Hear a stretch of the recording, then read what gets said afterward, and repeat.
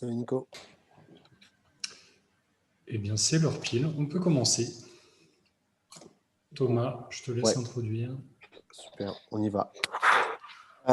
Bonjour à tout le monde. Donc cet après-midi, on a la chance de pouvoir échanger avec Johan sur un thème à la fois intéressant et pas facile à traiter, je pense, qui est sur la construction de son identité d'entraîneur, de par ses expériences. Donc Johan va nous faire un petit retour sur ses différentes expériences et sur ses réussites, mais aussi sur ses échecs. Ça, il a voulu le mettre en avant et voilà, on va traiter un petit peu comment il est devenu le coach qu'il est aujourd'hui. Comme d'habitude, s'il y a des questions, vous avez le petit onglet Q&R en bas de l'écran. Vous posez les questions en instantané et puis moi, j'interviendrai auprès de Johan pour qu'il puisse nous répondre. Voilà. Johan, je te laisse prendre la main, te présenter, puis enchaîner avec ton intervention. Et encore, avant que tu commences, merci de ta disponibilité. Non, mais merci à vous. Merci à vous pour l'invitation. Donc, je vais essayer de partager l'écran. Est-ce que c'est bon là? Ouais, Ouais. t'as ton PowerPoint qui va s'afficher. Voilà, c'est bon. Ok. Bon, bah, si on le voit, c'est super. Oui, donc déjà, donc merci comme je disais pour l'invitation. Trouver un thème, c'était pas forcément évident au départ, pas mal réfléchi. Je voulais pas un thème qui soit trop technico-tactique, on va dire. Je n'ai pas spécialement envie, mais je voulais quelque chose qui soit un peu plus qui change un petit peu d'habitude, on va dire, et surtout un thème où on parle de ses erreurs, parce que quand on est coach, en fait, on se construit essentiellement avec des erreurs, et on les utilise, on les essaye de les optimiser pour devenir le coach qu'on est au fur et à mesure des années, et puis de ses expériences aussi. Je voulais pas parler des erreurs d'autres coachs parce que c'est pas forcément l'idéal. Je voulais pas parler des expériences des autres coachs parce que je suis mal placé pour parler des autres en fait. Je voulais parler exclusivement de mes erreurs donc via mon parcours. Alors le but c'est pas de mettre en avant mon parcours ou quoi que ce soit, c'est vraiment d'expliquer pourquoi ces erreurs-là, comment et en quoi elles m'ont aidé à construire mon identité. Je vais avancer donc sur le PowerPoint si je peux. Ouais. Vas-y, c'est parfait, Donc, c'est bon. il y a plusieurs manières de construire son identité, je pense. Il y a les expériences qu'on a, les erreurs, et c'est de ça qu'on va traiter. Il y a les voyages qu'on peut faire au fur et à mesure de notre carrière, quand on va voir d'autres entraîneurs dans d'autres pays, dans d'autres clubs, et ça, c'est extrêmement intéressant aussi. Toutes les rencontres qu'on peut faire, toutes les colloques, les cliniques, les interventions qu'il peut y avoir en visio sur Internet, surtout là avec les confinements, il y en a un paquet quand même. Mais moi aujourd'hui, j'ai juste parlé de l'identité via les expériences. Déjà, comment est-ce que je définis l'identité?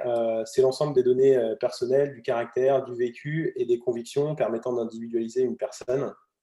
Alors, les données personnelles, c'est ton nom, ta date de naissance, etc. Ton caractère, c'est évidemment ton caractère. Ton vécu, c'est ton parcours et ce que tu as vécu pour en arriver là où tu en es actuellement. Les convictions, c'est des choses qu'on se forge au fur et à mesure de son vécu aussi. Et à la fin du compte, l'objectif, c'est d'avoir une personne unique, avec une identité bien unique. Voilà. Pour une joueuse et pour un coach, comme on peut le voir, c'est très similaire, évidemment.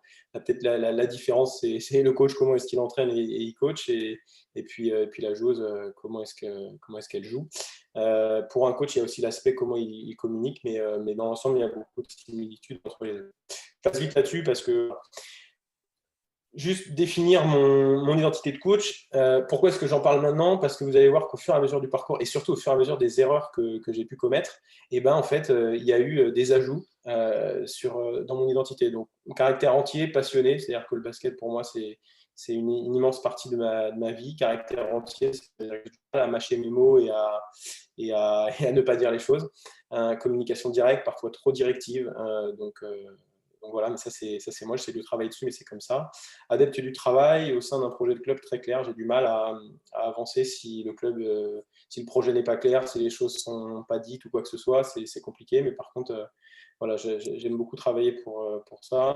Ambitieux, déterminé, confiant en mes capacités, ça c'est des choses, vous allez voir aussi au fur et à mesure des expériences et des erreurs qui se sont voilà, qui se sont définis. Jeu offensif axé sur la variété, la lecture. Et puis le dernier point, il est vraiment essentiel et j'y reviendrai à la fin notamment. Je collabore plus facilement avec les joueuses compétitrices ayant un fort caractère, travailleuse, peu susceptible, drôle et revancharde. Alors, c'est des points de caractéristiques, des adjectifs qualificatifs qui sont assez précis. Voilà, j'ai pas besoin forcément de joueuses précises, techniquement douées ou quoi que ce soit, mais il me faut des gens qui sont plutôt dans ces caractéristiques-là. Mais au début, je ne le savais pas. Et voilà, vous allez voir au fur et à mesure de l'intervention. Et à la fin, quelque chose qui, je pense, est très important aussi, c'est la notion d'ajout et non de choix. Par exemple, il n'y a pas d'aspect défensif dans mon identité de coach. Ça ne veut pas dire qu'il n'y en aura pas plus tard, mais aujourd'hui, je ne peux pas dire que défensivement, dans mon identité, Kabioche, il fait ça. Non. Pas forcément. Et au fur et à mesure de mes erreurs ou de mes expériences, il y a peut-être des choses qui vont s'ajouter. Voilà. Par exemple, quand je définis les joueuses avec qui je peux collaborer plus facilement, peut-être que l'aspect drôle, il vient de s'ajouter. Peut-être que l'aspect peu susceptible, il vient de s'ajouter. Et en fait, au fur et à mesure qu'on a des expériences et des erreurs, on ajoute des choses dans son identité de coach, mais ce n'est pas soit ça, c'est ça, plus ça, plus ça, plus ça. Il n'y a pas de limite, en fait, au fur et à mesure de la carrière, je pense. Très vite, je passe là-dessus, mais voilà, l'évolution, béton, passé, Trégueux, le Poinçonnet, le Sky et puis la glacerie. Pourquoi ça? Pour avoir une trame, pour que je puisse parler de ce qui m'est arrivé ensuite. Alors, ça, c'est une notion qui me suit depuis très longtemps, c'est la notion de motivation intrinsèque et extrinsèque.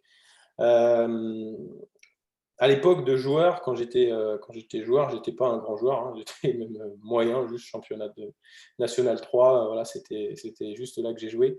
Mais quand j'étais plus jeune et que j'avais 13 ans, j'avais un coach en sélection sportive qui s'appelait Christophe Jiquel, qui est maintenant du côté de Lorient, et qui m'avait, à la fin de l'année de sélection sportive, laissé avec mon bilan un petit mot, une petite lettre dans laquelle il expliquait ce que c'était que la motivation intrinsèque. Et à l'époque, évidemment, quand on est collégien, on n'a aucune idée de ces choses-là. Et puis, ça ne m'avait pas intéressé sur le coup. J'avais laissé ça dans un tiroir. D'ailleurs, le tiroir, il est à côté, là. Et puis, j'y suis revenu au fur et à mesure. Et dernièrement, l'an dernier, non, il y a quelques mois, il y avait une intervention d'Émeric Delsart, qui est un coach que j'avais eu en cadet, puis en senior, et puis qui avait coaché aussi en Pro B à Brest, et qui parlait de cette motivation-là, extrinsèque ou intrinsèque. Donc, en fait, pour faire très simple, la motivation intrinsèque, c'est être motivé par des raisons qui sont propres à soi. Par exemple, être meilleur, enfin devenir meilleur, réussir quelque chose, combler une lacune, aimer le basket. Voilà, ça c'est une motivation qui est guidée qui nous vient plutôt de l'intérieur. Et puis la motivation extrinsèque, c'est plutôt ce qui nous vient de l'extérieur, motivé par des raisons externes comme le salaire, comme la visibilité, la reconnaissance, des choses comme ça. Et au fur et à mesure, vous allez voir du parcours, c'est des notions qui reviennent assez souvent et voilà. Et donc, pour générer de la motivation intrinsèque, puisque c'est quand même celle-là qu'on veut développer, c'est celle-là qu'on veut avoir, parce que c'est celle qui permet d'atteindre les meilleurs résultats, que ce soit en tant que joueur, pour un coach, pour une équipe.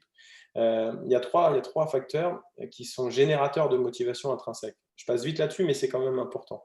Le sentiment de compétence et de réussite, ça, c'est le premier aspect de paramètre générateur de motivation intrinsèque. Le sentiment d'appartenance, c'est-à-dire le groupe, voilà, avoir vraiment le sentiment d'appartenir à un groupe, et puis le sentiment de choix, d'autodétermination, on appelle ça. Et en fait, ces trois paramètres-là, je vais essayer au fur et à mesure d'en parler et pourquoi et comment on va pouvoir les ramener, en fait. Donc, je vais détailler un petit peu mes parcours dans le club et toutes les erreurs que j'ai pu faire en fait. Et je vais essayer de parler de certaines anecdotes aussi pour illustrer surtout. Voilà. Quand il y a le logo bonus sur la slide, c'est quelque chose que j'ai pu rajouter à mon identité, en fait. Puisque je parlais tout à l'heure de notion d'ajout, et ben voilà, hop, il y a des erreurs, il y a des expériences, et boum, on ajoute quelque chose d'un coup d'un seul à son identité. Donc, à 17 ans, j'étais assistant sur les baby baskets, c'était super, c'était très sympa. Et puis après, j'avais demandé, alors que j'en équipe une à Béton, en pré-national, me semble-t-il, j'avais demandé de prendre les U15 filles 2 au niveau départemental. Donc, c'était des filles très sympas. Mais par contre, c'était le plus bas niveau de la Terre. Et puis, le club m'a dit non, on ne peut pas te donner les U15 filles 2 parce que c'est trop haut pour toi. Bien, et ben, du coup, moi, ça m'avait un petit peu choqué. Et puis, en fait, l'erreur que j'ai faite, c'était penser que quelque chose m'était dû et puis que je méritais déjà d'avoir une équipe en coaching comme ça. Et puis, en fait, même pas, quoi. Même pas les 15 filles d'eux. Donc, j'ai vite compris, en fait, que rien ne serait jamais donné tout seul comme ça et qu'il fallait vite se bouger le cul pour essayer d'obtenir des choses parce que voilà. Et ça, direct, à 18 ans, boum, c'est un premier bonus dans l'identité déjà où tu gardes bien dans un coin de la tête que, une fois dans ta vie, on t'a refusé les 15 filles département. Et ça, ça reste bien dans la tête. À passer ensuite, donc, parce que je suis parti, on n'a pas voulu de moi, donc je suis parti. Ensuite, à passer, donc j'ai fait 5 saisons avec les filles. On a connu 2 ans d'abord où on ne monte pas, où on se maintient en Ligue régionale, et puis ensuite on monte de Ligue régionale à Prénat, puis de Prénat à N3, en finissant à chaque fois champion de Bretagne. Et puis la dernière année, on descend d'N3, et puis on gagne quand même la Coupe de Bretagne. Donc voilà, donc il y a eu vraiment 2 passages. Il y a eu 2 ans où c'était compliqué, on est juste là, mais on n'arrive pas. Et puis ensuite, 3 saisons où c'était quand même beaucoup plus sympa. Et donc, la première chose, c'est que quand je suis arrivé, je devais avoir 19 ans, comme ça, 20 ans, on s'entraînait, les filles, l'équipe s'entraînait 2 fois par semaine. Et il y a 2 saisons de suite où on ne monte pas, on finit au haut de tableau, mais on ne monte pas. Et il y avait un match à Argentré, pour ceux qui connaissent ça en Bretagne, et on perd. Et en fait, je reste, je sais pas, une demi-heure, 3/4 d'heure sur le banc à la fin, c'était à l'extérieur. Et en fait, j'ai la tête dans les mains comme ça, et je me dis, mais bon Dieu, comment on va faire? Parce qu'on n'arrive jamais à monter, en fait, on n'arrive jamais à gagner les gros matchs et tout ça. Et en fait, je prends conscience à ce moment-là que on s'entraîne juste pas assez, en fait. Si on n'est pas assez bon, si on n'arrive pas, c'est qu'on ne s'entraîne pas assez et qu'il y a tellement de choses que j'aimerais mettre en place, mais que je ne peux pas parce que je n'ai pas le temps de le faire. Et en fait, mon erreur sur ces années-là, c'est de ne pas suffisamment avoir considéré la valeur travail, en fait, tout simplement. Et ça, on est passé directement la saison d'après à 3 séances plus une vidéo, puisque c'était des joueurs amateurs, donc forcément on ne peut pas non plus les entraîner 1000 fois par semaine. Juste déjà 3 séances d'entraînement plus une séance vidéo, et puis derrière, en fait, tout s'est enclenché. La dynamique est partie, puis on est monté 2 fois d'affilée, on a gagné la coupe, etc. Et puis voilà, et ça s'est bien tout de suite rajouté à mon identité aussi, parce que je me suis dit, ouais, en fait, c'est la preuve vivante que si tu bosses pas, tu n'auras rien, quoi. C'est aussi simple que ça. Et on parlait que sur du secteur amateur de 2, 3, 4 séances, hein, c'était pas plus. À passer, j'étais plus jeune, évidemment, et puis j'avais une communication qui était horrible. J'étais trop directif, trop prétentieux, trop je sais tout. Enfin voilà, le gars qui sait tout, mais en fait, il sait rien du tout. Et je me suis mis à dos des gens. Je me suis mis à dos des joueuses, mais surtout des dirigeants, voire des bénévoles. Et en fait, avec le recul, on s'aperçoit qu'il n'y avait pas d'optimisation des moyens humains à disposition, puisque si tu es dans un monde amateur, bénévole, etc., et puis tu n'optimises pas les gens qui sont là pour t'aider ou pour aider le club, c'est que tu fais des erreurs. Et donc, mon erreur, c'est de ne pas avoir suffisamment donné d'importance à la forme de la communication. Et donc, en fait, je me rends compte avec le temps que plus on s'intéresse au caractère des gens, plus on les comprend, et puis plus c'est facile de communiquer avec eux. Après, ça va aller aussi avec les histoires de recrutement, etc., par rapport aux joueuses, mais ça, j'en parlerai plus tard. Après, je sais que pour moi, ça, c'est difficile à régler à cause de mon caractère entier, passionné, et donc je sais que ça, il faut que je le gère, et voilà. Mais déjà, ça, avec le recul, on prend conscience quand même de certaines choses. Quand on était en N3 à passer la dernière année, on avait un effectif de 12 joueuses, et donc en fait, il y en avait 2 à couper chaque fois. Et il y a quelques noms de joueuses dans le truc. Il y avait une anecdote, c'était une joueuse qui s'appelle Lauriane Songay, je suis toujours en bon terme avec, il n'y a pas de problème, mais un jour, je l'avais coupée pour un match, parce que ça devait tourner, parce que c'était elle, que c'était peut-être moins entraînée, moins bien entraînée. Et puis en fait, elle me dit, écoute, t'es sûr que je joue pas dimanche, hein? Je dis, ouais, on a pris notre décision, quoi. Ok, tu me reverras plus de la saison. Et puis elle a quitté la salle, en fait. Et puis j'ai plus jamais revu de la saison, sauf peut-être un jeudi soir dans un bar, mais pas vraiment sur le terrain de basket. Donc là, comme ça, boum, en 3 secondes, on perd une joueuse, en fait. Et je mets lancer franc du jeudi soir parce que, en fait, a posteriori, c'est pas forcément un bon souvenir, mais tous les jeudis soirs, c'était le dernier créneau de la semaine. Et puis, avec mes assistants, mes deux assistants, on parlait, et puis il fallait qu'on décide. Et en fait, on finissait toujours par du lancer franc, et les joueuses, on les voyait méga stressées, en fait. Alors, c'était pas du tout comme ça qu'il aurait fallu gérer le truc, mais on les voyait stressés chaque jeudi soir en attendant qui n'allait pas jouer, quoi. Et il y a une autre joueuse aussi qui avait arrêté en cours de saison. Et mon erreur, clairement, c'est d'avoir trop mis les joueuses dans une situation d'insécurité, alors qu'on venait de monter en National 3, que le niveau, on montait 2 fois de suite, et que le niveau nouveau en fait, pour les joueuses était déjà une insécurité en elle-même, et que en fait, pour des joueuses amateurs comme ça, autant de concurrence et d'insécurité, c'était pas malin à l'époque, et ça m'a fait perdre des joueuses. Et peut-être qu'il y a des performances de joueuses qui ont été moins bonnes à cause de ce sentiment d'insécurité-là. Et voilà, ça c'est des erreurs que j'ai pu analyser, mais avec le temps seulement. Toujours à passer, on découvre la N3 avec un effectif stable, c'est-à-dire qu'on avait dû recruter 2 joueuses seulement entre la Ligue régionale et la nationale. Et en fait, pour moi, c'était une limite tactique, parce que je devais avoir 23 ans et tout ça. Et puis, défense de pique, en fait, j'en connaissais qu'une, donc on n'en faisait qu'une. L'attaque de zone, on avait la même, que ce soit de la 2-3, de la 2-1-2, de la 3-2 ou quoi que ce soit. Alors, c'est pas impossible, hein, mais c'était pas par choix, là. C'était par méconnaissance, on va dire, plutôt. Les systèmes de jeu, c'était, quand j'y repense, très, très basique. Et puis, une anecdote avec Alex Tonnet, qui est à Nantes, hein, sur les filles maintenant. À l'époque, lui, il coachait à Orvaux, je crois, en N3. Et en fait, c'était l'un des premiers matchs à domicile sur la N3. Et on faisait un goûter après le match. Et il vient me voir et il me dit est-ce que tu peux m'envoyer la vidéo du match?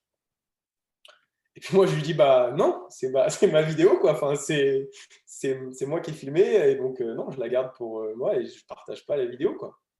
En fait, ça reflète carrément l'obscurantisme en fait, de l'époque, parce que aujourd'hui, ce serait impensable, simplement. Et puis on descend au point d'avérage, on a un bilan de 10 victoires, 12 défaites, et je crois que pour 2 points de point d'avérage, on descend, enfin bref. Et en fait, mon erreur sur ce niveau-là, ça a été d'avoir pensé qu'il n'y avait qu'un seul style de basket, celui que j'avais vu jusqu'à présent, et puis de ne pas du tout être assez ouvert, parce que quand tu sors de 2 années où tu gagnes tout, tu te dis, c'est bon, tu es le roi du monde, donc tu vas jouer la montée encore. Et puis en fait, là, tu arrives, et puis en N3, même si c'est que de la N3, mais en fait, tu débarques, et puis tu en as qui jouent comme ça, d'autres comme ça. Là, tu as des gabarits, là, tu as un peu d'argent, puis tu te dis, mince, en fait, c'était pas comme ça que j'avais prévu le truc. Et voilà. Mais par contre, là, il y a un logo bonus aussi, parce que pour le coup, là, tu prends une claque dans ta gueule, et puis tu te dis, va falloir un petit peu avoir une ouverture d'esprit supérieure, et puis surtout un peu d'humilité, parce qu'en fait, sinon, tu vas continuer à prendre des claques comme ça, quoi, simplement. Donc voilà, donc, après, il y a une chose à passer, c'est que j'avais un groupe soudé, solidaire, et puis en fait, j'avais des joueuses, et ça, c'est très, très, très important, c'est peut-être l'un des points les plus importants de l'intervention, et j'y reviendrai de nombreuses fois dans mes expériences. J'avais des joueuses qui étaient dans mon identité, c'est-à-dire que ça collait bien en fait avec ce que je voulais faire. Mais je ne pouvais pas prendre conscience de ça, parce que c'était la première équipe vraiment que je manageais. Et puis du coup, je ne savais pas si c'était normal que les joueuses soient dans mon identité, ou si c'était du hasard, ou si c'était... En fait, j'en savais rien, en fait. Et j'avais zéro prise de conscience par rapport à ça. J'avais du coup, par contre, une prise de confiance par rapport au travail et ma capacité à faire monter une équipe. Et ça, c'est important dans la confiance. Et dans mon identité tout à l'heure de coach, il y a le côté confiant en mes capacités. Ça vient d'expériences comme ça. Et puis, il y avait déjà une attirance pour la vidéo aussi. Donc, voilà, le CO passé m'a permis d'ajouter des choses dans mon identité. Ensuite, direct, je suis parti sur Trégueux, 2 saisons là-bas sur les seniors filles. On s'est qualifié 2 fois en play-off d'NF2, puis on est monté la deuxième année de NF2 à NF1, puis on finit vice-champion de France. Et donc là, même chose, il y a un groupe de 11, alors c'était pas 12, mais c'était 11, et cette anecdote-là, pour moi, elle est très très forte dans ma construction. C'est qu'il y a une joueuse à couper à chaque match, et j'avais une joueuse qui était emblématique au club à l'époque, qui était Lauriane Closier, et la meneuse de jeu, capitaine de l'équipe. Et au bout du 3e match, je trouve que sa défense n'était pas comme je voulais. Bref, ça fait longtemps. Et puis je la coupe en fait pour un match à domicile, le 4e. Et là, je me rends compte que ça fait vraiment un petit tremblement de terre, parce que c'était une joueuse vraiment emblématique. Moi, je suis le petit qui arrive de nulle part et en fait, il coupe direct la capitaine, compliqué quoi. Et il s'avère qu'elle avait des proches, des joueuses qui étaient très proches d'elle dans l'équipe. Et en fait, je me suis mis à dos des gens, des joueuses au bout du 4e match, juste à cause de cette décision-là. Et comme de par hasard, une joueuse qui était Carole Guillet, le même match, elle se fait les ligaments croisés. Et ça m'est arrivé 2 fois. J'en parlerai tout à l'heure aussi quand je suis allé au Poinçonnet. Et moi, je ne crois pas au hasard. En fait, je crois que émotionnellement, quand il se passe des choses chez des joueuses ou dans une équipe, et ben en fait, les blessures peuvent arriver quand c'est négatif. Et là, on était dans un contexte un petit peu particulier. Et on pourra tous dire que non, c'était du hasard parce que c'est un appui qui a tourné, machin. Mais n'empêche que, bien souvent, quand émotionnellement il y a une surcharge à un moment donné négative, et ben boum. Et donc là, je perds sur un match, je perds mon chien de garde défensif, qui est Carole Guillet, pour plusieurs mois du coup. Je perds ma capitaine en termes de confiance et je perds les proches de Lauriane parce que j'ai pris cette décision-là. Donc là, ça fait cher quand même. Et puis après, à Trégueux, on avait la chance de jouer à Stéréden, qui est une salle de 3200 places, et qu'on a rempli plusieurs fois. Et il y avait une joueuse qui était aussi là, une joueuse du Cru, qui est Camille Jus, et je la coupe pour ce match-là. Et en fait, c'était vers la fin de la saison, et puis en fait, au mois d'août, début août, elle me dit, écoute, je ne vais pas pouvoir faire la saison parce que je suis enceinte. Et donc, voilà. Est-ce que ça a un rapport, pas de rapport, j'en sais rien. Peut-être qu'il n'y a aucun rapport, mais voilà. Et donc, en fait, mes erreurs, là, clairement, c'est d'avoir écorné la confiance entre plusieurs joueuses et moi à cause de ces coupures de joueuses-là, en fait, tout simplement. Et puis d'avoir installé un sentiment d'insécurité et de concurrence un petit peu inutile, je pense, en fait. Mais quand on arrive dans le contexte à Trégueux, on veut bien faire les choses. Et puis, d'ailleurs, on a fait 2 saisons qui étaient vraiment à refaire. Quand ce serait la même chose, ce serait super. Mais on veut imposer son autorité, etc. Et en fait, on le fait de manière autoritaire, mais pas de manière intelligente, forcément tout le temps. Et puis, du coup, après ça, plus jamais de groupe de 11. C'est-à-dire que s'il y avait une 11e joueuse dans une équipe, quelle qu'elle soit, c'était toujours une hiérarchie prédéfinie. C'est-à-dire que c'est dit devant tout le monde au début, tu es la 11e joueuse de l'effectif, donc c'est toi qui ne joueras pas, sauf s'il y a blessure ou quoi que ce soit. Mais voilà, c'est des erreurs qui m'ont marqué, qui m'ont un petit peu coûté cher aussi sur, pas forcément des résultats de match, mais sur des relations avec certaines joueuses, je pense. Ensuite, il y a un cas à Trégueux où j'ai dû gérer une joueuse internationale bulgare qui était Elena Yankova. Et en fait, c'était la première joueuse étrangère que je gérais. Et j'avais peu d'exigences avec elle, surtout défensivement. Et puis, ça générait en fait des frustrations d'autres joueuses. Et en fait, mon erreur là-dedans, c'est, je pense, l'erreur que énormément de coachs font, je pense. Chacun se fera son idée par rapport à l'intervention ou quoi, mais c'est d'avoir fait des différences en fait dans le traitement de certaines choses qui sont devenues ensuite des injustices en fait. Mais sur le moment, c'est explicable parce que la différence du cursus d'Elena qui sortait, qui avait fait une école, une NCA, une fac NCA, et puis ensuite une équipe nationale, etc., qui avait joué en Ligue 2 espagnole et tout ça, et puis moi qui débarquais d'N3 en fait. Ça peut s'expliquer, cette différence de cursus et de vécu, et ce côté un peu, tu es peut-être moins exigeant avec certaines. Sauf que j'entends que des fois, il faut respecter le parcours, le vécu, l'expérience de certaines choses, mais en fait, je pense que la pire des choses, en fait, c'est l'injustice qu'il peut y avoir. Et c'est pas parce qu'une joueuse a tel parcours ou quoi que ce soit qu'il doit y avoir une injustice à aucun moment, en fait. Je pense que le niveau d'exigence, il doit être exactement le même tout le temps, voire même un petit peu plus exigeant encore, pourquoi pas avec les joueuses majeures, parce que derrière, ça te permet de gérer ton groupe beaucoup plus facilement, en fait. Et voilà. Et donc, la deuxième année, cette même joueuse en play-off, elle démarre sur le banc et elle marque le panier décisif pour la montée. Et en fait, je trouve que c'est tellement beau que je ne changerai rien finalement. Mais n'empêche que j'ai dû gérer des petits conflits, des petits sentiments d'injustice à cause de mon incapacité à traiter également chaque joueuse.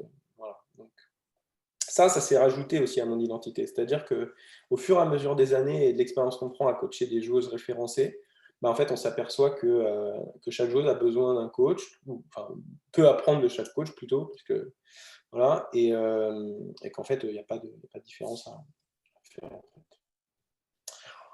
Une autre situation, toujours à Trégueux, c'est avec Khadisoun Sania, qui était une joueuse sénégalaise, qui avait un parcours qui n'était pas évident.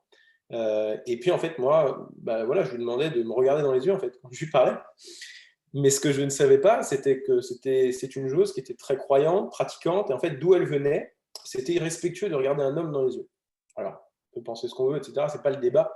C'est juste que moi, j'en savais rien, et qu'en fait, je la mettais mal à l'aise, et qu'elle n'osait pas, elle, me le dire, en fait. Et que du coup, il a fallu que d'autres joueuses de l'effectif viennent m'expliquer que pour Khadi, c'est pas respectueux de te regarder dans les yeux, donc c'est pour ça qu'elle baisse les yeux et tout ça. Et en fait, l'erreur là-dedans, ça a été la méconnaissance de ma joueuse, qui crée du coup un conflit, une situation conflictuelle un peu inutile. Et ça m'a fait prendre conscience un petit peu qu'il faut considérer les gens et connaître leur parcours et les connaître pour pouvoir mieux appréhender certaines choses, surtout quand il s'agit comme ça de religion ou de parcours étranger, quoi. Ça a été aussi un bonus quand même. Toujours à Trégueux, là, il n'y a pas spécialement d'erreur, mais c'est une expérience vécue assez forte qui reste dans la tête. Au début, il n'y avait pas de scouting. C'est-à-dire que moi, débarquant d'N3, je ne savais pas, parce que je ne faisais pas d'échange vidéo en N3, donc je n'avais pas vraiment la notion de scouter les adversaires ou quoi que ce soit. Et puis en fait, au fur et à mesure de la N2, on s'aperçoit qu'on échange des vidéos, qu'on commence à connaître, puis c'est un petit peu plus médiatisé, donc on connaît un peu les joueuses, etc. Et puis, on a voulu, avec mon assistant, formaliser un peu les infos sur les adversaires, évidemment. Et donc, c'est là qu'on a mis en place un livret de scouting à partir du 5e match. Et le 5e match, c'était contre le Poinçonnet. Et il y a une anecdote, c'est que donc, cette même joueuse, Lauriane Closier, qui avait été coupée au 4e match, et au 5e match, elle n'était pas coupée quand même, elle a joué. Et en fait, dans le livret de scouting, il y avait marqué, pour une joueuse du Poinçonnet qui s'appelait Lina Massas, Lina, elle adore driver main droite et faire un spin move pour revenir sur sa main gauche. Dans la dernière minute, alors que le score devait être 3 points d'écart ou quelque chose comme ça, Lauriane Closier, elle voit Lina Massas arriver et elle se décale légèrement du coup sur sa droite pour anticiper le spin move de Lina Massas, faute offensive, et puis on récupère la balle et on gagne probablement avec cette possession-là. Et en fait, c'est assez symbolique cette action-là, c'était quand même... et depuis, cette expérience-là fait que je mets un point d'honneur à mettre un protocole de scouting précis en place, que ce soit sur du livret ou de la vidéo ou quoi que ce soit, peu importe, mais voilà, c'est le genre d'anecdote qui reste en tête. Et tiens, on va peut-être gagner le match parce qu'on a rajouté une ligne quelque part. Donc voilà. Du coup, le bilan au TBCA, c'est que comme à passé, j'avais un groupe solidaire et des joueuses qui étaient dans mon identité. Mais en fait, le truc, c'est que ça fait maintenant 7 ans de, entre guillemets, carrière, mais j'ai toujours pas de prise de conscience de l'importance de ces aspects-là, puisque j'ai jamais connu autre chose. Et donc, pour moi, je ne peux même pas dire si les filles sont dans mon identité ou si le groupe est soudé ou solidaire, j'en sais rien, en fait, j'ai vécu que ça. Je m'en rends compte maintenant, mais en fait, à l'époque, je ne savais pas. Et toujours après, cette confiance renforcée concernant l'efficacité du travail, la capacité à faire monter une équipe, et puis première expérience avec de l'argent dans l'effectif. Mais voilà, le côté confiance renforcée, efficacité du travail et capacité, ça s'est rajouté aussi encore, ça venait renforcer l'identité. Donc, après, donc le Poinçonnet, 3 saisons là-bas, on monte la première année de N2 à N1, on est aussi vice-champion de France de N2, et puis ensuite on fait 2 saisons, milieu de tableau de N1. Et donc là, la première saison, pour moi, elle est exceptionnelle. On a eu vraiment une ambiance qui était incroyable. Les joueuses et le staff passaient du temps dehors ensemble, faisaient des soirées, on sortait, enfin, c'était vraiment incroyable. Un groupe qui était extrêmement travailleur. On faisait 8-9 entraînements par semaine et ça bossait. Et quand il y avait des blessures, ça s'entraînait quand même et c'était vraiment top. Des joueuses revanchardes. Et là, je vais passer quelques secondes là-dessus parce que par rapport à l'identité, c'est important. En fait, on avait dans le recrutement, parce que c'était compliqué quand j'étais arrivé de Trégueux et tout, on avait ciblé en fait que des joueuses qui avaient quelque chose à prouver. Alors, je vais essayer d'en parler de la manière la plus bienveillante possible. on a pris une joueuse, la première recrue, c'était Anaïs Dumont, qui l'année d'avant s'était vue privée d'une montée et donc avait vraiment envie de l'avoir cette année-là. On a pris ensuite une joueuse qui était Grace Mbaïkoa, qui était à la Tronche-Mélan avant et puis qui avait jamais eu ce statut de joueuse majeure dans une équipe et qui là du coup pouvait l'avoir et elle avait cet aspect revanche aussi. On avait pris Amber Gray, qui était une joueuse qui avait vécu un drame en fait à la fac, puisqu'elle avait intégré à l'époque Tennessee avec la grande coach Pat Summitt. Et puis, elle avait fait une rupture d'anévrisme, donc elle s'était fait opérer. Et pendant l'opération, elle fait un AVC. Et en fait, c'était sa première expérience en Europe en tant que pro, on va dire. Et puis, donc elle avait un côté revanchard, mais à l'extrême, vraiment à l'extrême. Et puis, à côté de ça, on avait pris Christelle Akonakesh aussi, qui avait vécu un drame personnel familial en France. Et c'était la première fois qu'elle revenait en France. Donc, elle avait cette volonté aussi de prouver des choses. Et puis voilà, en fait, on avait vraiment un groupe de revanchards, beaucoup d'engouement. Donc, en fait, on monte avec un groupe qui est nouvellement constitué. Et c'est pour ça que je mets cette deuxième ligne-là, parce qu'en fait, je m'aperçois que c'est pas parce qu'un groupe est nouvellement constitué que nécessairement il ne va pas fonctionner ou qu'il faut du temps et tout ça. Il y a beaucoup d'idées reçues par rapport à ça, où on dit qu'il faut du temps pour faire une équipe. Oui, c'est vrai, mais attention, c'est pas tout le temps vrai. Donc voilà, j'ai eu la chance 2 fois de suite de le faire. Donc le bilan de cette saison 1 au Poinçonnet, groupe soudé, solidaire et des joueuses en mon identité. Et ça fait 8 ans de carrière, entre guillemets, et j'ai toujours pas de prise de conscience de cet aspect-là. Parce qu'en fait, j'ai toujours eu ce groupe-là. Un groupe comme ça, en fait. Et toujours confiance plus dans le travail, capacité à faire monter l'équipe. Donc tout ça, boum, ça s'ajoute à l'aspect identité. Pardon. Voilà. L'année d'après, on recrute 3 joueuses qui avaient vécu le niveau supérieur et qui sont des bonnes joueuses et des bonnes personnes. Mais d'un coup d'un seul, la machine s'enraye un petit peu. Et là, il y a des erreurs qui vont arriver, et des grosses erreurs probablement. Il y a des problèmes de gestion de groupe, en fait, entre les anciennes, entre guillemets, à qui, entre guillemets, appartenait la montée, et les nouvelles qui, entre guillemets, connaissaient le niveau. Et ça, eh ben, ça a été ma première grosse erreur, et je vais y revenir un petit peu dessus. Il y a une anecdote où il y a 2 joueuses, donc une qui avait vécu la montée et l'autre qui arrivait. Et il y avait beaucoup d'incompréhension, et à un moment donné, à l'entraînement, elles se prennent la tête, et puis elles sont à 2 doigts de se taper, en fait, d'en venir aux mains, et tout ça. Et puis ça finit, je crois, en mode, bon, on arrête l'entraînement parce que là, on ne peut plus entraîner là, on va se calmer, etc. Et puis moi, je range un peu le bazar dans la salle. Et puis je sors, je sais pas, peut-être 10 minutes après, quoi, un truc comme ça. Et puis en fait, je les vois les deux. Elles sont sur le parking de la salle, et elles sont en train de limite se prendre dans les bras, en fait. Genre, ouais, bah, on est super potes en fait, c'est juste que bah, je suis monté en pression, toi aussi, machin. Et en fait, là, je me dis, bah, il y a un problème, quoi, parce que ça devrait pas se passer comme ça normalement. Ça devrait pas se passer comme ça. Mais c'est qu'il y a des incompréhensions en fait entre les deux entre guillemets groupes et qui n'étaient pas normales. Sur le premier match de prépa cette année-là, pareil, il y a un petit souci. En fait, j'avais mes 2 ailières titulaires de l'année d'avant, donc de la montée. Et puis je recrute une ailière qui était dominante. Et en fait, je la mets dans le 5 de départ. Mais du coup, il y en a une qui démarre sur le banc. Et je parlais des blessures tout à l'heure, en cas d'émotion ou de situation émotionnelle forte. Et ben là, ça s'est passé aussi. Les 2 ailières de l'année d'avant étaient super potes entre elles. Il y en a une des 2 qui démarre sur le banc au profit d'une joueuse qui arrive.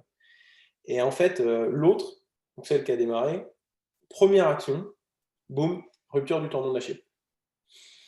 Peut-être que ça n'a rien à voir, mais peut-être que ça a à voir aussi. C'est-à-dire que, voilà, et la frustration d'une joueuse de ne pas démarrer alors qu'elle pensait qu'elle était dans ce statut de joueuse à qui appartenait la montée et tout ça. Et après, je l'ai payé cher pendant plusieurs semaines aussi.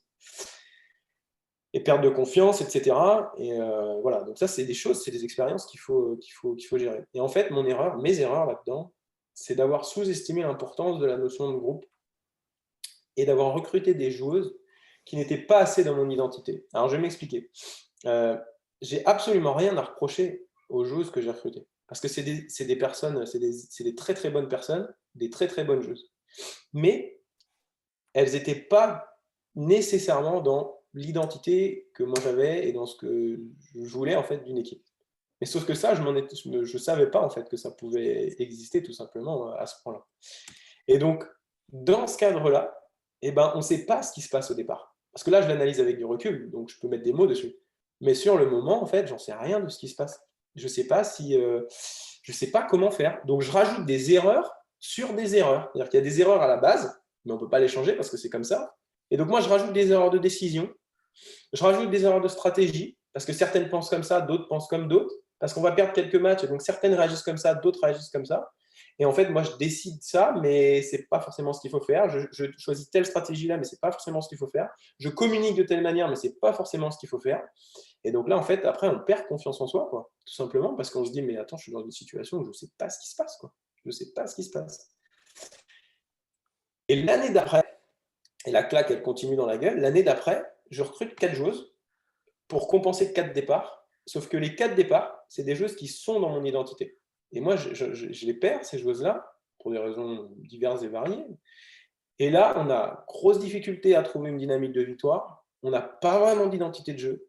Et on a une baisse de ma motivation intrinsèque.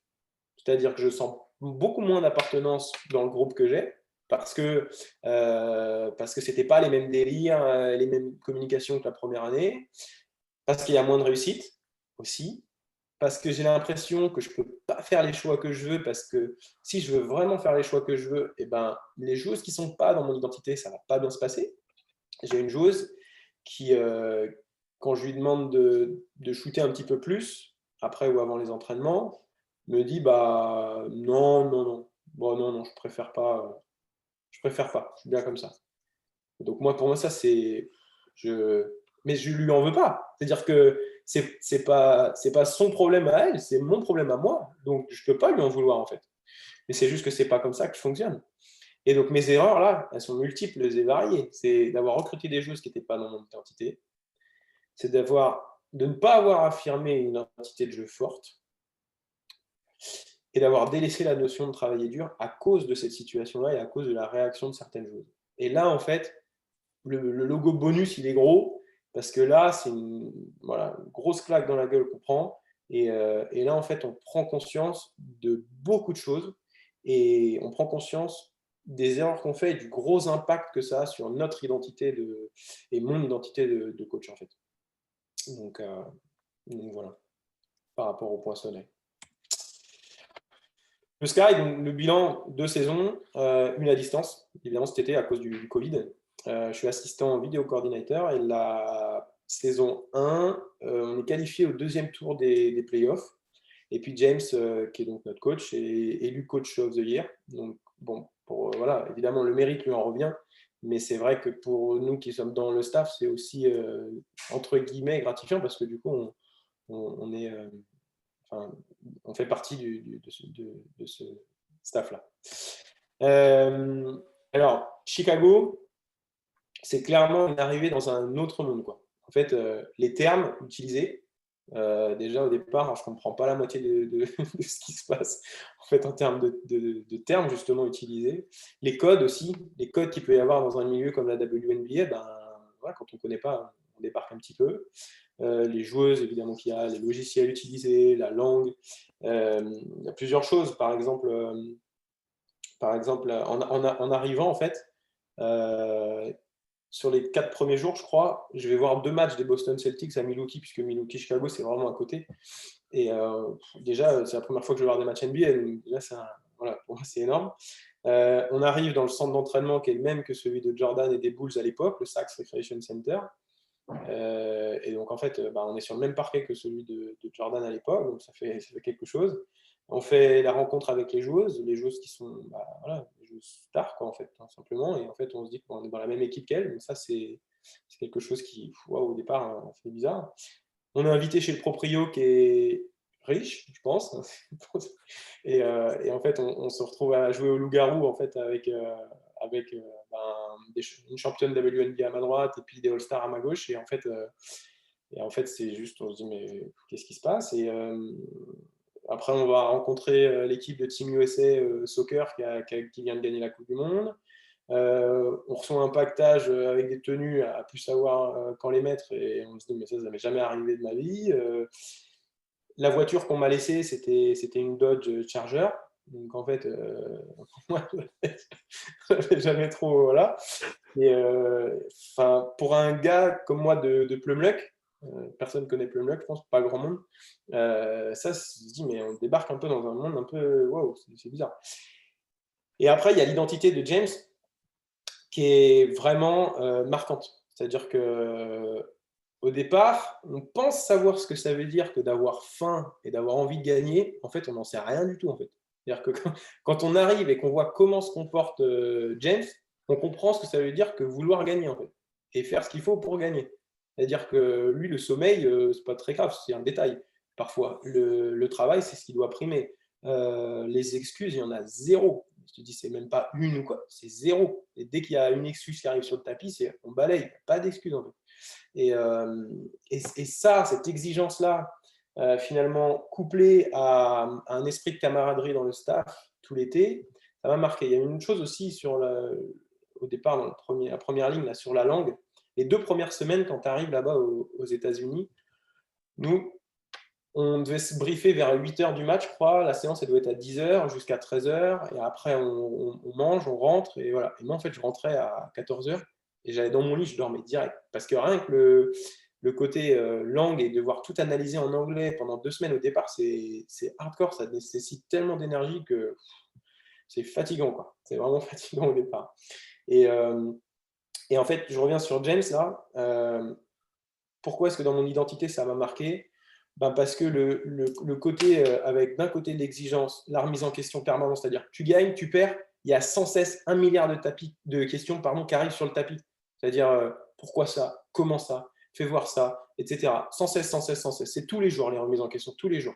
Et puis d'un autre côté, l'atmosphère qu'il y a dans le staff et la possibilité de se faire des petits déj en plein briefing, voilà, où c'est James qui arrive et puis qui régale le staff parce qu'il est comme ça, et qu'on se sent vraiment très très proche alors qu'on se connaît depuis quelques jours, quelques semaines. Ça, c'est assez marquant pour moi. Voilà. Et donc les expériences, en fait, c'est se fixer une référence élevée sur le haut niveau.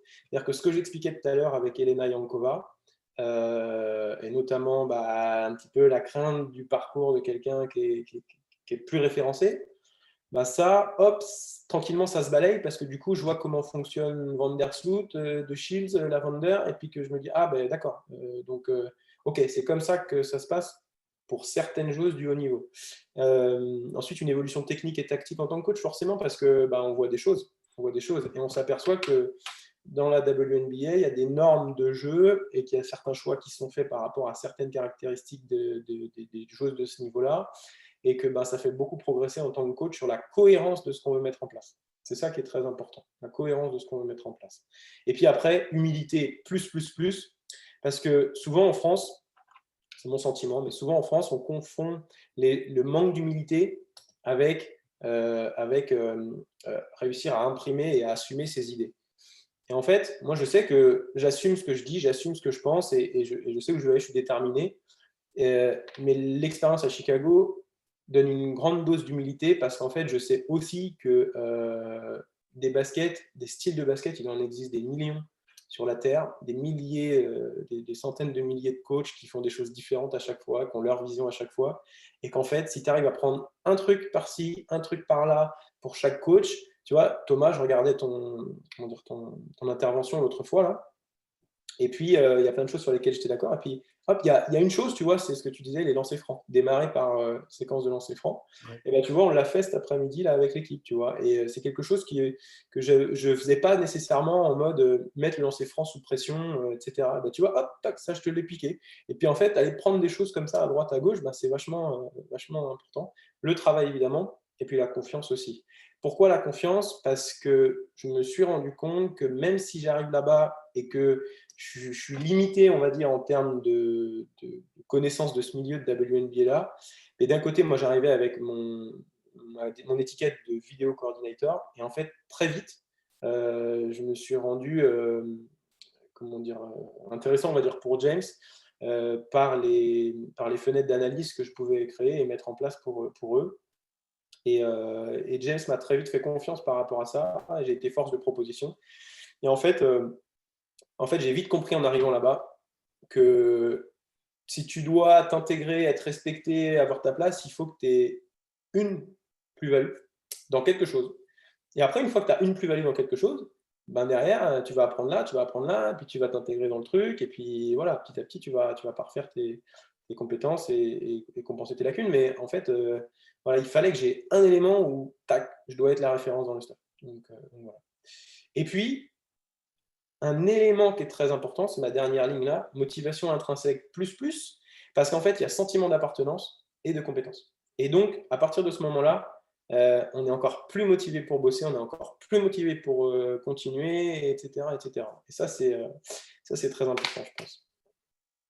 La glacerie, je ne vais pas parler de cette année parce qu'on est en pleine saison, donc voilà, mais juste 2-3 petits mots par rapport à la saison passée. On fait 16 victoires de défaites avec un groupe qui est tout nouveau. Donc, preuve encore que c'est pas parce que le groupe est nouveau que ça ne peut pas fonctionner. On est premier avec 3 victoires d'avance avant l'arrêt du championnat. Et en fait, ce qui s'est passé l'année dernière, c'est qu'on a des joueuses qui avaient décidé de gagner ensemble le championnat ou de finir première. Et que le staff était soudé aussi. Et donc, en fait, la motivation des joueuses était très grande. De manière générale, peut-être que tu en avais une ou deux qui étaient peut-être moins motivées pour diverses raisons, mais de manière générale, et notamment les joueuses majeures qui avaient des rôles importants, elles étaient vraiment motivées parce qu'elles avaient ce sentiment d'appartenance au groupe, de réussite aussi puisqu'on gagnait, et puis voilà. La valeur travail renforcée car le groupe qui a énormément bossé l'an dernier. Vraiment, si on est avec ce parcours-là, c'est parce qu'on a travaillé énormément et probablement plus que la grande majorité des équipes l'an dernier. Et j'avais beaucoup de joueuses dans mon identité. Il y avait des désaccords possibles avec certaines joueuses, clairement, voire des prises de bec. Mais en fait, des messages qui passent quand même parce que on parle à peu près le même langage. Et ça, c'est très, très important. Et j'en parle là parce que du coup, au poinçonnet avant, c'était pas forcément quelque chose sur la fin de l'épisode poinçonnet qui était vrai au niveau des joueuses dans l'identité. Je continue sur la glacerie parce que là, je vais en parler parce que ça contribue quand même à l'identité. Le Project Aristote, en fait, c'est Google qui a fait ça. Je passe assez vite dessus, mais c'est Google qui a étudié il y a quelques années, peut-être 4-5 ans, le fonctionnement de 180 de leurs équipes de travail sous le prisme des idées reçues concernant les éléments essentiels à la réussite d'une équipe. C'est-à-dire, pour faire simple, ils ont étudié leurs 180 équipes de travail là, en essayant d'analyser où est-ce qu'il y avait des leaders forts, est-ce qu'il y avait une variété de types de personnalités dans le groupe, est-ce qu'il y avait des personnalités introverties, extraverties, est-ce qu'il y avait une variété, une large palette d'habiletés techniques, est-ce qu'il y avait des gens talentueux, est-ce qu'il y avait des gens qui passaient du temps en dehors de leur travail ensemble, bref. Et en fait, ça n'a rien donné. C'est-à-dire qu'ils n'ont pas réussi à créer de modèle entre ces éléments-là d'idées reçues de réussite avec les équipes qui fonctionnaient le mieux. Par contre, ils ont trouvé 5 points, mais surtout 2 qui étaient vraiment prédominants. Il y avait la possibilité, en fait, dans chaque équipe de travail, chez chaque individu, chez chaque collaborateur, d'avoir un temps de parole et une liberté de parole et une sécurité psychologique pour communiquer. Et en fait, dès qu'il y avait dans leurs équipes de travail un ou plusieurs personnes qui monopolisaient la parole, l'intelligence collective déclinait. Et dès qu'il y avait une liberté de parole, d'expression, et que les gens se sentaient libres de s'exprimer comme ils voulaient, et bien là, l'intelligence collective remontait. Et le deuxième aspect, c'était ce qu'on peut appeler l'empathie. Eux, ils appellent ça la social sensitivity, mais globalement, c'est la capacité d'un collaborateur à déchiffrer chez l'autre son regard, son body language, son expression faciale, etc. Et donc, ce qu'on peut ramener à l'empathie. Et donc, en fait, c'était les 2 éléments voilà, qui sont majoritaires chez les équipes qui réussissaient. Et je vous invite d'ailleurs à consulter ça sur Internet, c'est assez enrichissant. Et on en a parlé, nous, avec le staff. On en a parlé avec avec le staff et les joueuses. Et c'est quelque chose, quand je repense à mon expérience de coach, et ben, en fait, je m'aperçois qu'à chaque fois qu'on est monté, c'est parce qu'il y avait ça dans toutes les équipes. C'est-à-dire qu'à chaque fois qu'on est monté, les joueuses avaient de la liberté de dire ce qu'elles voulaient, sans être jugées, avec un sentiment de sécurité psychologique. Et elles prenaient soin les unes des autres. Et comment allait l'autre, ça les préoccupait. Et à chaque fois qu'on n'est pas monté, c'est parce que ça, on n'avait pas réussi à le mettre en place. Chaque fois qu'on faisait une saison, on va dire milieu de tableau ou quoi, c'est parce que il y avait des petites incompréhensions de ce point de vue-là. Et donc pour moi, en fait, depuis que j'ai vu cet article-là et que je l'ajoute aux histoires de motivation, d'expérience, des erreurs, en fait, ça vient vraiment s'ajouter à mon identité aussi. Et en fait, je peux vous donner quelques exemples de comment est-ce que je l'adapte actuellement sur mon équipe, en fait. Et ben là, on a le confinement en ce moment, on a la chance de pouvoir continuer à s'entraîner. Et on met en place, avec l'équipe, différentes choses qui vont dans le sens de cette liberté de parole, ce sentiment de sécurité psychologique pour communiquer. Ça peut être des choses qui sont en dehors du terrain ou sur le terrain pendant les entraînements, et puis qui vont dans le sens de l'empathie. Alors les joueuses ne s'en rendent pas forcément compte, peut-être qu'elles s'en rendent compte, peut-être qu'elles ne s'en rendent pas compte. Il y a des petits changements qui peuvent paraître anodins, mais qui ont simplement pour but de mettre ça en place. Et donc, je mets dernière ligne, ajout probable d'un élément à mon identité, puisque après avoir pris conscience de ça, de cette importance de groupe et de relation dans le groupe, et de finalement casser les idées reçues qu'il faut ça pour gagner, clairement à mon identité, je pense que je vais rajouter quelque chose très prochainement, et si ce n'est pas en train de se faire déjà, par rapport à ça, quoi. En conclusion, le ressenti et l'utilisation de mon identité de coach dont j'ai parlé tout à l'heure dans mon recrutement de joueurs. Parce que avant de prendre conscience de l'importance du groupe et des individus et du fait que les joueuses doivent être dans mon identité, je recrutais les joueuses simplement sur, on va dire, leur CV ou leur cursus ou leurs habiletés techniques. Mais je n'allais pas creuser beaucoup plus loin que ça, en fait. Et depuis, il y a mon objectif, c'est de prendre des joueuses qui vont bien dans mon identité. C'est-à-dire avec qui je vais pouvoir collaborer sans problème, déjà. Ensuite, il y a des process un petit peu plus aboutis de recrutement où on va échanger davantage pour aller un peu plus au fond des choses. Voilà, et on va accepter peut-être certaines choses basketement parlant pour en retrouver d'autres dans l'identité. Et après, il y a aussi selon l'identité de jeu. Puisqu'au fur et à mesure qu'on a des expériences, qu'on fait des erreurs, soit basket, technico-tactique, en réalité, on sait ce qu'on veut et on sait ce qu'on veut moins. Et donc, on va recruter des joueuses qui vont bien dans cette identité-là aussi du coaching. Deuxième point, c'est dans ma communication avec les joueuses. On va dire que plus on va connaître les joueuses, et c'est l'anecdote avec Radisson Sania à Trégu, et plus on va essayer d'adapter la communication à chaque joueuse. Alors, et c'est là où un point très important, c'est que plus on prend de joueuses qui sont dans notre identité, et plus c'est facile, parce que pour moi, quand une joueuse et un coach sont dans la même identité, ils vont parler le même langage. Et donc, ça va être beaucoup plus facile derrière de se comprendre, en fait, simplement ça. Et ma communication, elle est plus axée sur le groupe aussi qu'avant. Et voilà. L'expérience dans le travail, l'exigence dans le travail, forcément, le fait d'avoir vécu à Chicago avec des grosses joueuses, et derrière, ça permet, moi, dans le travail, de savoir que c'est ça qu'il faut faire pour y arriver. Et donc, tu peux avoir un cursus d'être une joueuse de Ligue féminine ou de Ligue 2, ou en fait, peu importe ton cursus. En fait, moi, ça m'intéresse plus, ce genre de truc. Ce qui m'intéresse, c'est ça, tu dois le faire et il faut que tu le fasses. Il faut que tu le fasses pour le bien de l'équipe et voilà. Et puis, développer les gens parce qu'en fait, je m'aperçois qu'il y a tellement de joueuses, mais les joueurs, c'est pareil, il y a tellement de joueuses qui démarrent à ce niveau-là, et puis parce qu'elles travaillent, elles franchissent les étapes, que cette notion de travail-là, elle doit se ressentir dans le développement des joueuses, en fait. Dans les choix stratégiques aussi, qui doivent coller à l'identité de jeu, il faut être cohérent, mais voilà. Et puis, dans la façon de manager le groupe, et là, il y a une chose importante que je ne faisais pas forcément suffisamment avant, c'est de donner du crédit à celles qui le méritent. Parce que cette notion de motivation, dans la façon de manager le groupe, selon mon identité, eh ben, elle prend tout son sens de ce développement de la motivation intrinsèque. C'est-à-dire que si on arrive à mettre les gens en situation de réussite, ou en tout cas à valoriser leur réussite, et il y a des choses qu'on fait nous en interne à la glacerie pour essayer de faire ça, ben derrière, ben c'est beaucoup plus facile de motiver les gens quand ils sont dans ce sentiment de compétence, puisque c'est un des 3 paramètres générateurs de motivation intrinsèque. Il y a l'influence des attitudes aussi.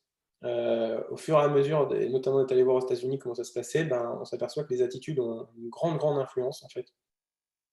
Et, développer la motivation intrinsèque, c'est vraiment ce que je cherche à faire au fur et à mesure de toutes mes décisions et de management de groupe. Donc mon objectif, c'est de continuer à faire des erreurs, comme j'en ai fait beaucoup jusqu'à présent sur la dernière décennie.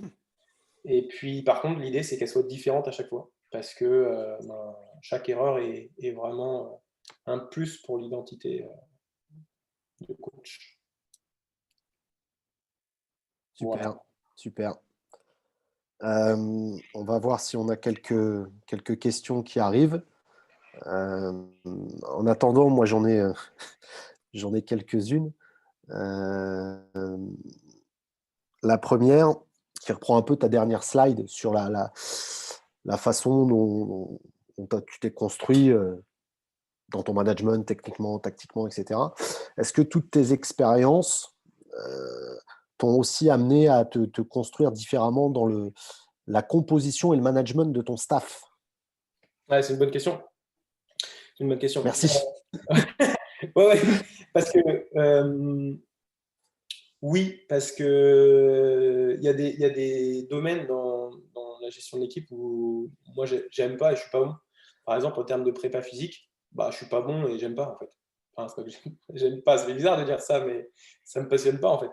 Et moi, je suis un gars passionné entier, et donc le fait d'avoir proposé à Damien, qui est mon assistant actuellement, de nous rejoindre, c'est parce que je sais que lui, je pouvais lui déléguer en toute confiance en fait le côté prépa physique et puis assistana, et je sais que c'est quelqu'un de confiance, et donc en fait le staff pour moi il faut que ce soit soudé quoi. Vraiment il faut qu'on puisse arriver au bureau, et puis avant de parler de soit des problèmes, soit de la séance à faire ou quoi que ce soit, bah, il faut qu'on puisse déconner sur un tel, sur se chambrer, etc., pour établir cette sécurité psychologique de communication, et puis ensuite bah, on va pouvoir communiquer. Sauf que ça peut se faire qu'avec des gens en qui on a confiance et qui sont dans la même identité que nous. Donc, ouais, dans le staff, c'est pareil que dans les joueuses, il faut recruter des gens qui sont dans la même identité, je pense. Et justement, j'enchaîne un petit peu là-dessus, mais sur le recrutement, du coup, on a vu que tu t'apportais beaucoup d'importance, on va dire, à l'aspect humain avant l'aspect basket. On va résumer un peu comme ça. Combien de temps, à peu près, là, pour donner une idée, combien de temps tu passes sur le fait de prendre des renseignements sur une joueuse, sur l'aspect humain, voilà. Combien de temps ça te prend le recrutement d'une joueuse? En gros, hein, Ouais, c'est variable, ça va dépendre des vidéos qu'on va avoir. Déjà, moi, tous les matchs que j'ai, je les regarde déjà. Si je dois regarder 15 matchs sur une joueuse, je vais les regarder, quoi, parce qu'il y a des choses que je veux voir et des petites attitudes que je veux voir, donc je vais les regarder. Après, il y a des joueuses aussi, des fois qu'on connaît un peu d'avance, tu vois, où on sait qu'elle est comme ça parce que soit on l'a déjà côtoyée ou on a déjà eu des échos, etc. Et donc, forcément, moi, mon attirance, elle va aller peut-être vers ces joueuses-là en qui je sais que je peux leur faire confiance, qui vont être dans mon identité. Et puis après, il y a clairement, là, par exemple, si on prend le recrutement de cette année, toutes les joueuses qui nous ont rejoints, je les ai eues plusieurs fois au téléphone pour plusieurs fois leur dire la même chose. D'ailleurs, je pense qu'elles ont trouvé que j'étais lourd, en fait, mais c'était de leur dire, bah, chez nous, ça va être dur. Avec moi, ça va être difficile. Tu vas bosser comme une tarée, etc. Enfin, dire tout ce que j'avais envie de leur dire, en fait, pour être bien sûr qu'elles sachent bien où mettre les pieds, tu vois, sur certains aspects. Et puis après, je ne suis pas le genre de mec qui va aller appeler un tel pour me renseigner sur elle, etc. Je suis pas fan de ça, parce qu'en fait, si tu appelles quelqu'un qui n'est pas dans ton identité à toi et avec qui peut-être ça va pas matcher avec la joueuse, mais que ça va matcher avec toi parce que toi, tu es dans son identité et vice-versa, en fait, quel intérêt d'aller écouter ce que te dit l'autre, tu vois? il y a pas, je crois plutôt en ce que je vois sur les vidéos, le ressenti que j'ai et les échanges téléphoniques. C'est vraiment ça. Donc ça peut prendre plusieurs heures, évidemment plusieurs heures. Ouais. Mais pas d'avis, on va dire, extérieur. Forcément. Pas forcément. Pas forcément. Alors ça peut Ouais. être chez quelqu'un dont je sais qu'il fonctionne un peu comme moi, alors du coup, bon, peut-être ça. Ouais, mais ça me passionne pas en fait. Les avis des gens sur les gens, ça me passionne pas. C'est vraiment mon Ok. ressenti, quoi. Ok. Ok. Il n'y a pas forcément. Il y avait une. C'était pas une question. Tu avais un petit message d'Alexandre qui disait que c'était. Enfin voilà, c'était top et le fait d'admettre ses erreurs, de le mettre en avant, c'était bien et puis qui confirmait que tu avais un vrai caractère aussi. Voilà. Mais effectivement, je pense que cette notion d'erreur, elle est très importante. Et tu vois, moi, j'ai pris 3 pages de notes là, de tout ce que tu viens de nous raconter. Et, et en fait, sur tes saisons au poinçonné, j'ai eu un retour sur ma saison la saison dernière. En fait, je me voyais à ta place sur beaucoup de choses. Et du coup, je reviens un petit peu à ce que tu as dit au début. Et je pense que c'est le plus important dans une progression d'entraîneur. Ça va être ça, ça va être observer ce qui se passe, échanger. Là, tu viens d'échanger avec nous et comme tu l'as dit, enfin, moi j'ai pris 3 pages, je vais peut-être en garder 2, 3 trucs, mais il y a des choses où je me suis reconnu et je pense qu'il faut que je gratte là-dedans. Et ça peut être basket, ça peut être autour, etc. Et le message, il est un petit peu là, c'est que chaque situation peut être une situation d'apprentissage. Donc, moi, enfin, s'il n'y a pas d'autres questions, moi je voulais te remercier parce que voilà, à titre perso, ça a déjà été bien enrichissant. Et puis, j'espère que les gens qui ont suivi et puis qui suivront après, voilà, C'était ça auront peut-être des. c'était ça le but en fait, c'est que chaque personne qui regarde, chaque coach qui regarde puisse se dire: «Oh putain, mais ça m'arrive. Ah putain, ça m'est arrivé aussi, putain. Ah ouais, d'accord. Donc en fait, ah oui, je fais un parallèle là-dessus. Comment ça s'est passé ensuite pour lui? Ouh là, d'accord, il est allé dans la galère un peu. Bah moi, j'ai peut-être pas envie d'aller dans la même galère. Donc, C'est ça. On a une question de John Delay, euh, donc qui te félicite pour ton intervention et qui revient sur ton groupe à 11 joueuses, sauf si hiérarchie.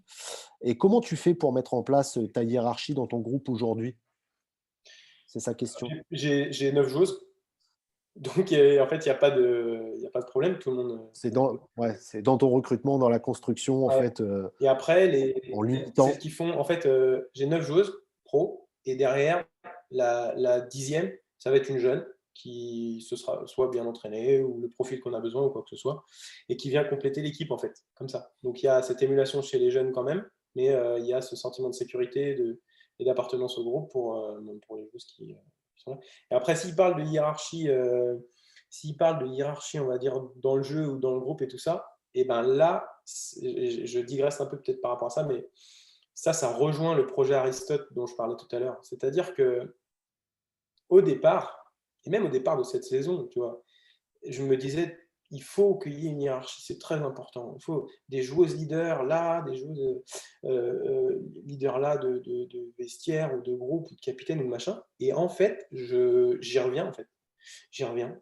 C'est-à-dire qu'il faut des rôles parce que l'un des éléments dont Google tirait des enseignements par rapport à leur étude, c'était que en plus de cet aspect empathie et liberté du temps de parole, il y avait le côté responsabilité et utilité dans le groupe.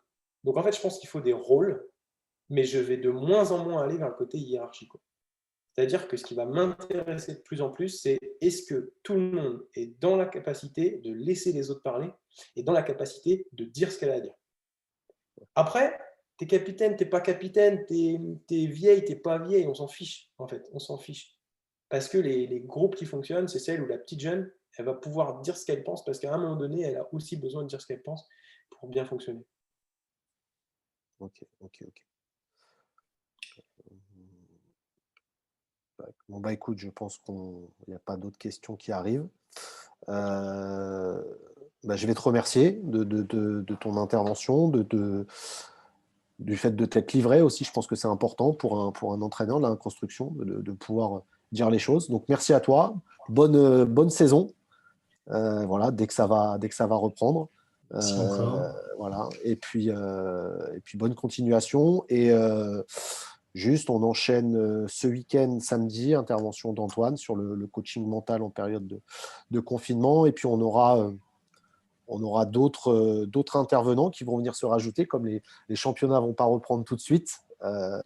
Voilà, les championnats fédéraux ne vont pas reprendre tout de suite. Donc, on a d'autres intervenants qui vont venir nous rejoindre rapidement. Merci beaucoup à vous, en tout cas.